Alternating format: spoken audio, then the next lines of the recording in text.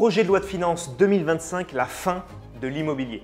Je te tourne cette vidéo fin 2024, rien n'est encore sûr et acté sur la suite que va donner le gouvernement à l'immobilier de manière générale ainsi qu'à la location meublée. De plus, le gouvernement a été censuré et rien n'est clair pour la suite.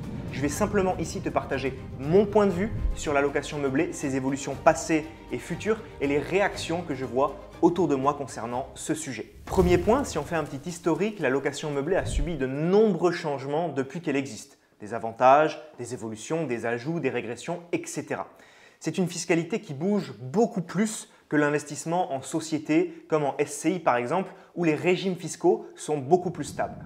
En nom propre, les choses changent plus fréquemment, mais le nom propre, selon moi, reste la meilleure chose à faire pour commencer à investir dans l'immobilier. C'est ce que j'ai toujours dit à mes élèves au sein d'Imo Academy, le programme d'accompagnement que l'on a développé avec mon équipe. Pourquoi ? Car on peut commencer à investir seul ou en indivision si on le souhaite, avec un conjoint, un frère, un parent, peu importe. On fait ses premières armes beaucoup plus facilement sans les lourdeurs et les frais d'une SCI et on profite d'un régime fiscal qui nous permet d'utiliser l'argent de nos loyers comme bon nous semble. C'est de l'argent qui tombe sur nos comptes en banque personnelle et qu'on peut utiliser pour faire ses courses, voyager, aller au resto, etc.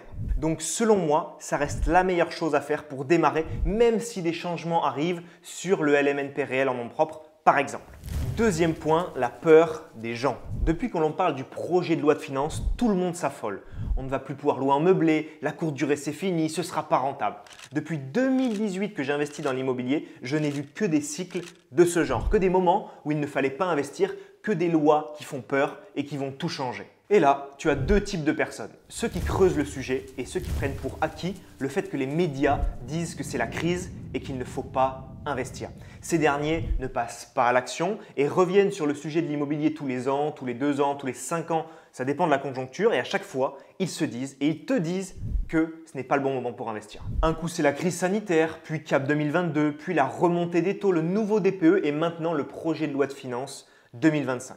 Il y a toujours des excuses faciles à trouver pour se dire que ce n'est pas le bon moment pour investir dans l'immobilier. Et ça vraiment, dès qu'il y a quelque chose de nouveau, je le vois autour de moi, j'ai des connaissances qui reviennent vers moi en disant « Rémi, tu vois, il y a un nouveau truc, c'est pas bon pour l'immobilier, ça va en prendre un coup. » Ou encore « Tu vois Rémi, je t'en avais parlé, c'est pas le bon moment pour investir dans l'immobilier, j'ai bien fait de pas m'y lancer. » Et ces gens, qu'est-ce qu'ils veulent? Ils veulent vous ramener à leur niveau de médiocrité.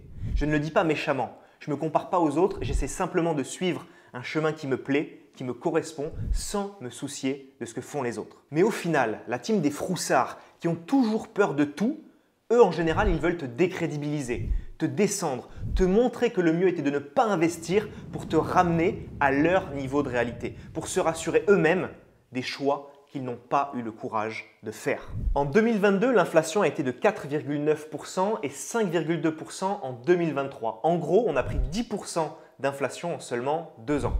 Est-ce que tu penses réellement que toutes les personnes qui gagnaient 2 000 € par mois en 2022 gagnent en 2024 2 200 € net? C'est-à-dire qu'ils n'ont pas subi l'inflation. Je pense que non et donc beaucoup d'augmentations de salaire ne compensent même pas l'inflation. Cela signifie que les gens dont les salaires augmentent moins vite que l'inflation s'appauvrissent. Troisième point, le type de personne qui réussit. Essaye de faire quelque chose. J'en ai marre des gens qui ne tentent rien. Qui ne tentent rien à rien, tu connais ce dicton quand même, c'est la pure, stricte vérité.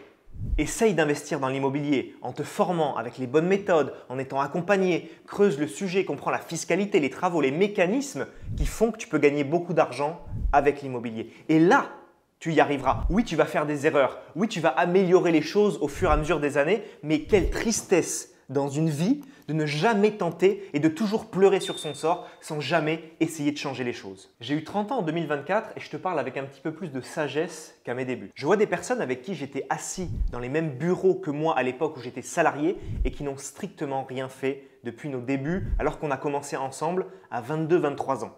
Ils sont passés de 1 700 à 1 900 € net par mois en 7 ans. Pour moi, ça ne change vraiment pas grand-chose. Rien ne rend les hommes malheureux comme la peur. Cette citation ultra inspirante est selon moi extrêmement vraie. L'action guérit la peur, donc s'il vous plaît, tentez, essayez, passez à l'action les amis.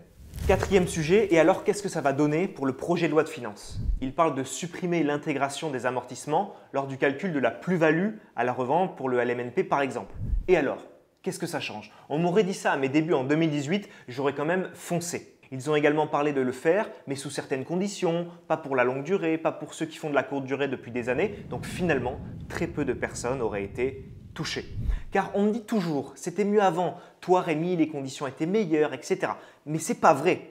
J'aurais investi 10 ans avant, j'aurais encore plus gagné d'argent et en 2035, on regardera tous en arrière et on se dira qu'il y a 10 ans, c'était le top pour investir. Il y a toujours des portes de sortie, des façons de faire les choses dans les règles en ayant un maximum d'avantages. Peu importe ce qui change, passe à l'action. Tu auras avec toi un expert comptable comme mes élèves ont Romaric, mon expert comptable personnel, qui bosse aujourd'hui avec des dizaines d'élèves.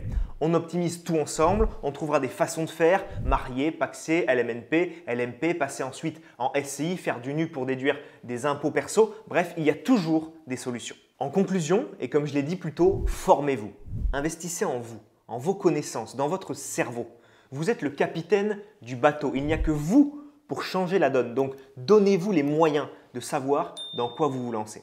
Si vous souhaitez intégrer IMO Academy, le programme d'accompagnement que j'ai développé avec mon équipe depuis plusieurs années maintenant, n'hésitez pas à candidater pour nous rejoindre. Le lien est en description de la vidéo. Apprenez des personnes qui maîtrisent, pas des médias et des interviews BFM qui veulent attirer des vues. Ensuite, passez à l'action. N'ayez pas peur de faire des erreurs, de sortir de votre zone de confort. C'est ce qui vous rendra bien meilleur et vous verrez, la différence sur le long terme sera flagrante. Tant au niveau de vos finances, de vos biens immobiliers, vos revenus passifs que de votre personnalité. Vous serez plus confiant, plus charismatique, plus innovant.